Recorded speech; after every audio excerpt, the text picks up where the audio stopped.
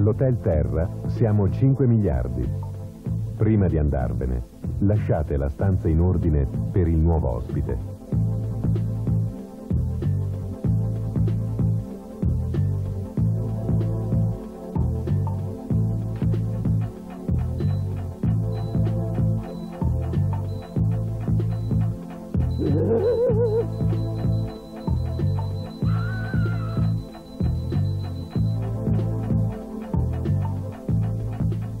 This next film's a bit special. At the beginning of 1993, WWF and the children's Saturday morning TV show Going Live announced a special competition. If you wanted to enter, you had to send in a simple storyboard, just 6 frames, showing the famous plasticine TV star Morph in some sort of green situation. Today's the day we're offering a Going Live viewer the chance to have his or her story turned into an animation by Aardman. Now, they're the people behind such creatures as the Creature Comforts animals and Morph. Thanks, Morph, and a big welcome to, I could call you, I suppose, Morph's co-creator, yes, really, Peter Lord. How do you start the whole thing, then? Well, with any given job, you start with an idea. With this green thing, I guess we'll start with some kind of environmental idea and develop it from there. But obviously it's the visuals that are important, so do you just write down the story?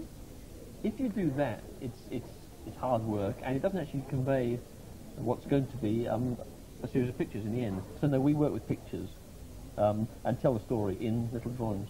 Now, it's the storyboard that we're after for this competition, isn't it? We need a storyboard about 30 seconds long to convey your idea for a story for Morph based around an ecological issue. Now, the winner will get his or her story turned into an animation by Peter down at Aardman Studios. They'll get to go and see that being done. We'll show the film on Going Live, and it will be featured on the 2nd Worldwide Fund for Nature's Green video. A month later, the winner was announced. Well, we have thousands of entries. Thank you very much for all of them. A few of them we've got up behind me here.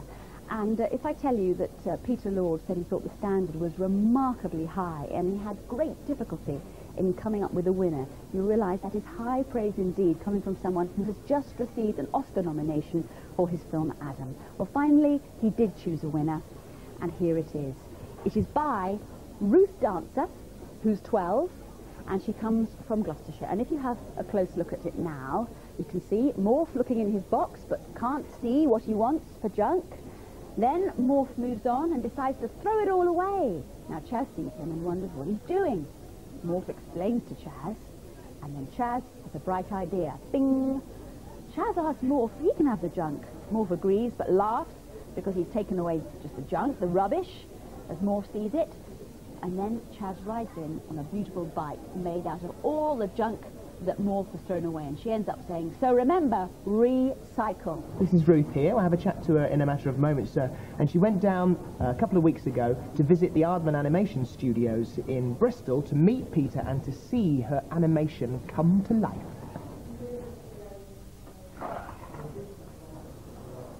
Well, with the box you could use the rubbish in the box and then you could use that, incorporate that in the idea of recycling, which is what I thought of.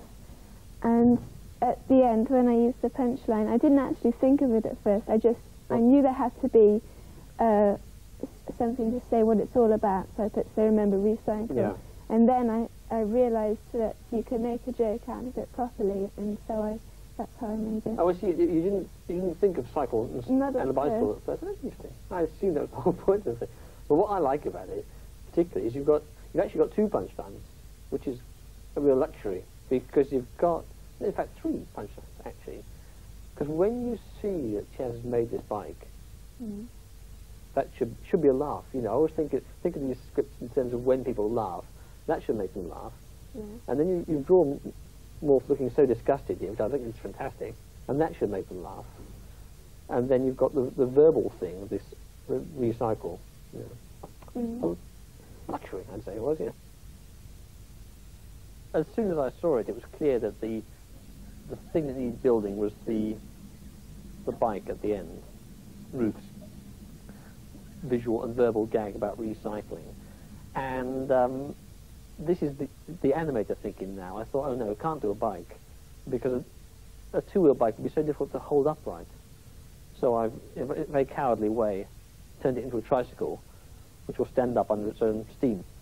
So this animating morph, like all the things we animate, it's all a question of moving the character, sort of breaking down movement into a series of still pictures. That's the idea. So as he's walking, if he takes a step, 2 steps in a second, I'm trying to break that down, break that second down into its component parts and put him in the right position. So that's how he looks for just 1/12 of a second only, and I'm keen to catch that 1/12 of a second before he falls over. And now I move him again into the next position, the next part of the step.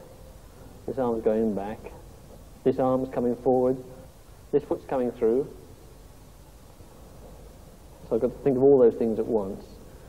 And my favourite trick, which I should pass on to you for use in your own career, is that his foot never leaves the ground, although it appears to. So when this foot comes through from behind, it actually rises up onto his toe and never actually leaves the ground at all. So in fact, he's sliding around the whole time. This way it looks reasonably natural.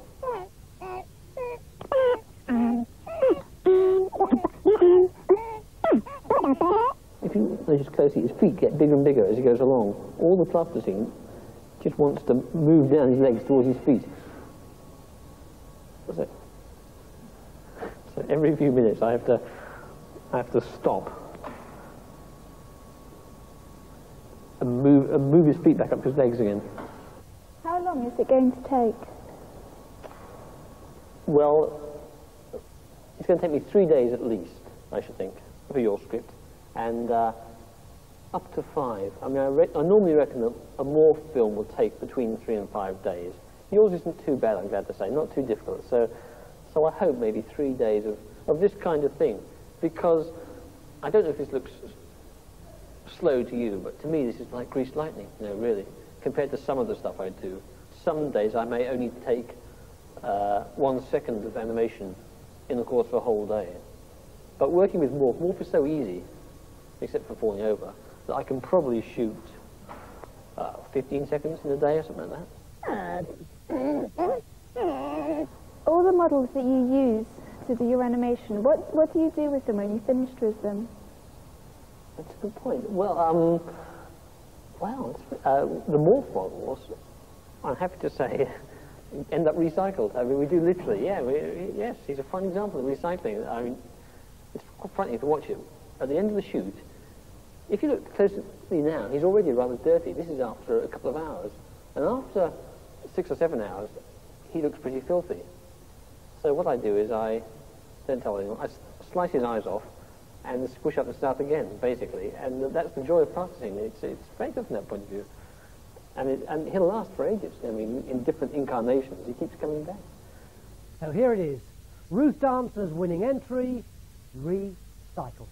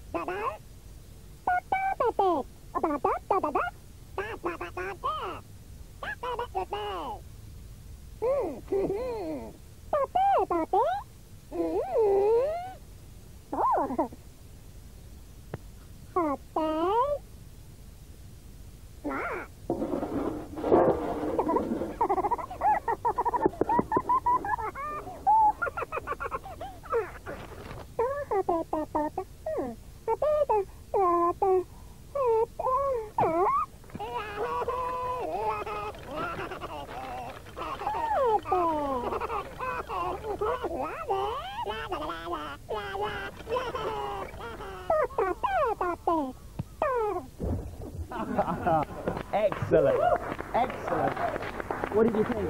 Oh, I'm really pleased with it. Yeah? I couldn't imagine it to turn out like that. Because that's the first time you've ever Yeah, seen it, when we watched it first just time. then on the telly, yeah?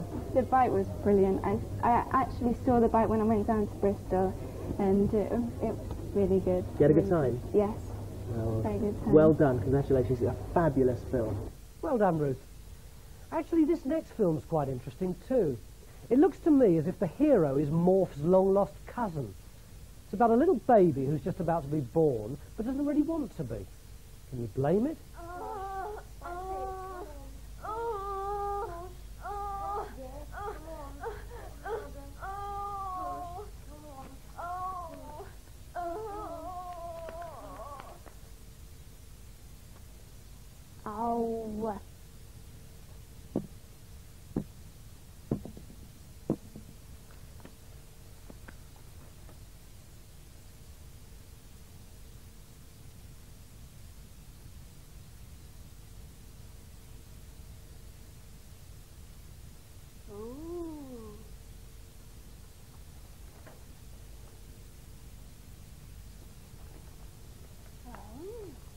Come on, time to get out now.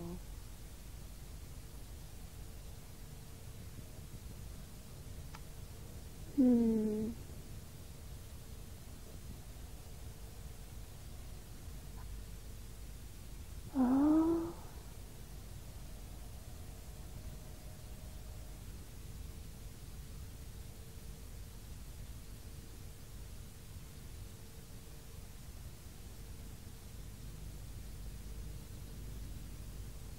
And now, Dream Time. It's based on an Aboriginal myth which shows how difficult it is to say no when you're offered all these lovely so-called civilised gadgets and consumer goods. Even things as apparently harmless as a simple box of matches.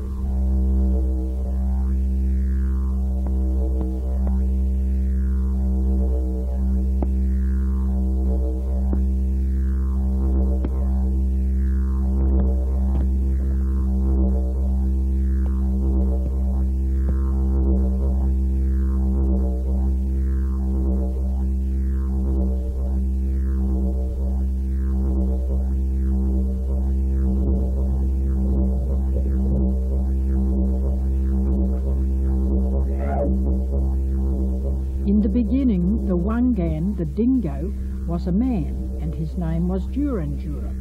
He was happy because he had everything he needed. He had a bark boat and could make others whenever he wanted to.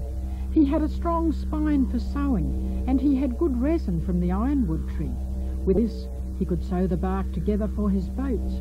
He had paddles for his boat, and fire sticks for making a fire when he needed one. Wangan Jura met a white man one day, and the white man asked him, "What's that you're carrying?" "These are my fire sticks," replied Jura. But the white man asked, "What good are they?" Jura explained, "They're mine, they belong to me. I can make fire with them when and where I want to." The white man took a box of matches out of his pocket and showed it to Jura. He said, "Look, I have matches. They're much better than your sticks.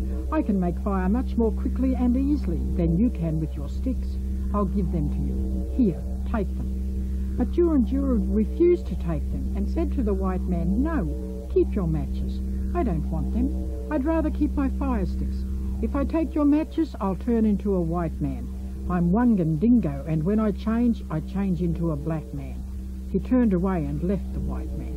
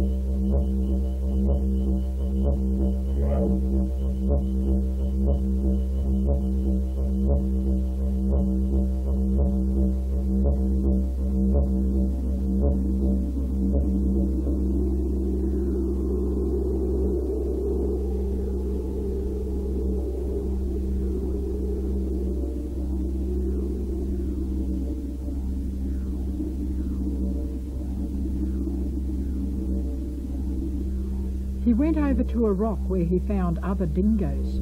They all went back together to explain to the white man that they did not need him. Wangan preferred to change into a black man, and that was why he refused the matches. What's more, that is why the black men stay black and do not change into white men. Jura Wangan explained to white man that he could make fire perfectly well with his sticks. He also showed him how to make a bark boat, how he sewed it and caulked it with resin. He explained that he had everything that he wanted, that he was happy and did not need anything else. The white man was disappointed by this and said, "If that's the way it is, if you don't want my matches, I'll go away and take all my houses with me, though you could have sheltered in them during the rain." And he went away.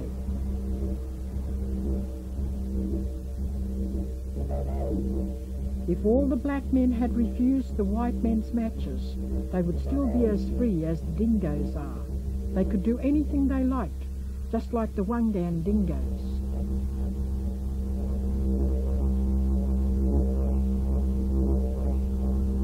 As you'll have seen by now, it isn't necessarily all that difficult to make a film about what's wrong with the world. But let's finish with a bunch of cartoons that set about a much harder task, looking at what we might do to put things right.